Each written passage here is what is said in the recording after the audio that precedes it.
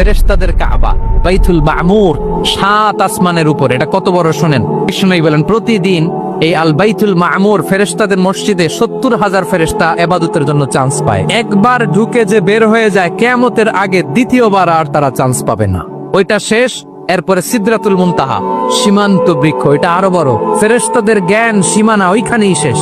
এর উপরে কি হয় ফেরেশতারা আর জানে না। সিদরাতুল মুনতাহার এরিয়া শেষ, এরপরে শুরু হয় আল্লাহুল মাহফুজ, কোরআনের বাড়ি। এটা মিন দুররাতিন বাইদা, সাদা ঝকঝকে ডায়মন্ড দিয়ে আল্লাহ বানাইছে। আমাদের সবার তাকদীর ভাগ্যলিপি ওইখানে লেখা। ওইটা শেষ, এরপরে শুরু হয় লা জামান লা মাকান এরিয়া। ওইখানে কোনো জামান নাই, মাকান নাই, no time no space area শুরু। ওইখানে কুরসি, যেখানে আল্লাহ পা রাখেন বা কুদরতি পা রাখেন।